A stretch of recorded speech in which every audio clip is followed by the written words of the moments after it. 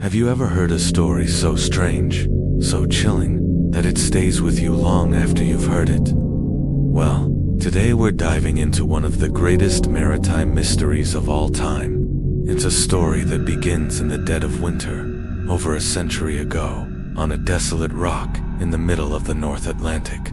This is the story of the Flannan Isles lighthouse keepers. 3 men who vanished without a trace, leaving behind a scene so eerie it still baffles experts to this day.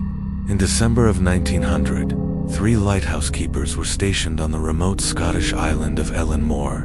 Their names were Thomas Marshall, James Duquette, and Donald MacArthur, 3 experienced hardy men, tasked with keeping a powerful light burning to guide ships through treacherous waters. But one day, they simply disappeared.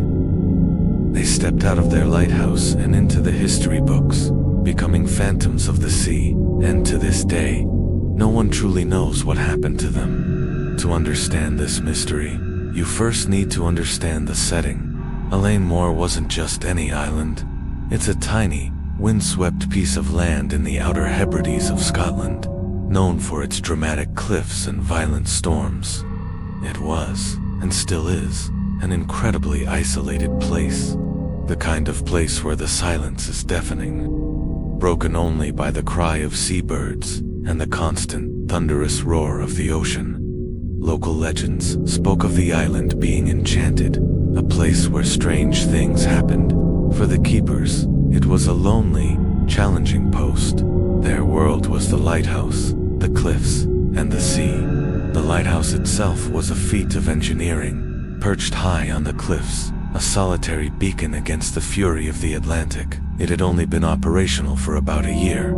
Marshall, Duquette, and MacArthur were responsible for its constant operation, working in shifts to ensure the light never went out. It was a routine, predictable life, governed by the turning of the lamp and the changing of the tides. But in December 1900, that routine was shattered forever. The first sign that something was wrong came from passing ships. On December 15th, a steamer called the Arctur was sailing through the area and noted in its log that the light on Eilean Mor was not lit. This was a serious issue. A dark lighthouse was a major hazard. The captain assumed the keepers were having technical trouble, but because of the stormy weather, he couldn't stop to investigate. He reported the outage when he docked. However, due to a mix-up and more bad weather, no immediate action was taken. Finally, on December 26th, the day after Christmas, the supply ship Hesperus made its scheduled trip to the island. Its captain, Joseph Moore, was expecting to see the usual signs of life. The keepers would typically have the flag flying, and they'd be waiting at the landing stage to help unload supplies. But as the Hesperus approached Eilean Mor, an unsettling quiet hung over the island. There was no flag. No one was at the landing. The island was completely still, except for the crashing waves. Captain Moore sounded the ship's horn and fired a flare, hoping to get a response. But there was nothing. Just silence. A deep sense of unease settled over the crew. Moore sent a small boat ashore with a relief keeper named Joseph Moore. As Moore climbed the steep stone steps leading up to the lighthouse, his dread grew with every step. When he reached the top, he found the main gate and the courtyard door were both closed. He entered the lighthouse dwelling, calling out the keepers' names. No answer. The scene inside was what made this story truly bizarre. It was as if the men had just vanished mid-action. The main living area was tidy. The beds were made. In the kitchen, a meal of salted mutton and potatoes was left half-eaten on the table. A chair was overturned, as if someone had jumped up from the table in a hurry. And most chillingly of all, the clock on the wall had stopped. One set of oilskins, the heavy-duty waterproof gear the keepers wore, was still hanging on its peg, meaning one of the men had gone outside without it. In the unforgiving weather of the North Atlantic, this would have been unthinkable. Almost a death sentence. It suggested that whatever happened, it happened suddenly and unexpectedly. Searching for more clues, the relief keeper found the lighthouse logbook. The entries started off normal, detailing weather conditions and daily tasks. But then, the tone shifted. On December 12th, Thomas Marshall wrote about severe winds, the likes of which I have never seen before. He also noted that James Ducat had been very quiet, and that Donald MacArthur, the toughest of the three, had been crying. This was incredibly strange. MacArthur was a seasoned mariner, a brawler known for his toughness. The idea of him breaking down in tears was shocking. The log entry for December 13th continued in this vein, stating that the storm was still raging and that all three men had been praying. The final entry, on December 15th, was brief and cryptic. It read, "Storm ended, sea calm, God is over all." But here's the twist. Weather reports from the surrounding area for those days December 12th, 13th, and 14th showed no storms. The weather was actually calm. So what severe winds was Marshall writing about? Was it a storm that was somehow localized only to their tiny island? Or was it something else entirely? A storm of the mind, perhaps? The search party from the Hesperus then examined the exterior of the island. What they found only deepened the mystery.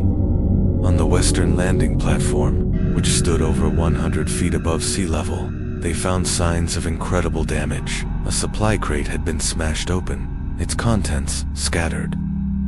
Iron railings were bent and twisted out of shape, and a massive block of stone weighing over a ton had been dislodged. A life buoy that had been secured to the cliff face was gone. The official inquiry, conducted by the Northern Lighthouse Board, concluded that the men must have been swept away by a freak wave.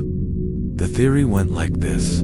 Two of the keepers had gone down to the western landing during a storm to secure the equipment. When they didn't return, the third keeper went to look for them, perhaps forgetting his oilskins in his haste, and all three were then washed into the sea by a gigantic, unexpected wave. This became the official explanation. But many people, including later researchers, found it hard to believe. For one thing, these were experienced keepers. They knew the dangers of the sea better than anyone. Why would two of them go down to the landing during a storm? And why would the third leave the lighthouse unmanned, which was strictly against the rules? And what about that overturned chair and the uneaten meal? The scene inside suggested they left in a sudden panic, not as part of a routine check. Over the years, dozens of alternative theories have emerged, ranging from the plausible to the paranormal. One theory is that the men fought. Perhaps the isolation finally got to them, leading to a violent confrontation, where one man killed the other two, and then threw himself into the sea in remorse. But there were no signs of a struggle inside the lighthouse, and the men were known to be colleagues in good standing. Another idea involves a rogue wave. Not just a big wave, but a colossal, freak wall of water that can appear without warning, even in calm seas. Such a wave could have certainly scaled the cliffs and swept the men away. This would explain the damage to the western landing and why it happened so suddenly. But it still doesn't quite explain the strange logbook entries about the non-existent storm. Then there are the more outlandish theories. Some people believe the men were abducted by foreign spies or pirates. Others lean into the island's folklore, suggesting they were taken by supernatural forces. Local legends told of the phantoms of the Flannans, and some sailors claimed to hear voices on the wind near Eilean Mor. Could the men have been driven mad by the isolation and the island's eerie reputation? Did they see something that terrified them so much that they fled into the deadly sea? One particularly imaginative theory suggests they encountered a sea serpent or some other unknown marine creature. Another involves a ghost ship, whose crew came ashore and took the keepers. While these ideas are exciting, there is, of course, no evidence to support them. The truth is, we will likely never know for sure what happened to Thomas Marshall, James Ducat, and Donald MacArthur. Their disappearance is a perfect mystery. There were no witnesses, no survivors, and no bodies were ever recovered. All we have are the clues they left behind: a stopped clock, an uneaten meal, a single set of oilskins, and a cryptic logbook describing a storm that never was. The Eilean Mor lighthouse was remanned, but for years, new keepers reported hearing strange voices on the wind, calling out the names of the lost men. The story became a legend, a chilling sea shanty passed down through generations of sailors. It's a haunting reminder of the power of the ocean, and the fragility of human life in the face of nature is immense, and sometimes inexplicable, forces. Over 120 years later, the light on Eilean Mor is now automated. No one lives on that lonely rock anymore, but the mystery endures. A silent monument to the three keepers who walked out into the mist and were swallowed by the unknown. Their story serves as a stark warning from the sea. Some secrets, it seems, are meant to be kept forever. Thanks for watching. If you found this story as fascinating as I do, be sure to hit that like button and subscribe for more dives into the world's greatest unsolved mysteries.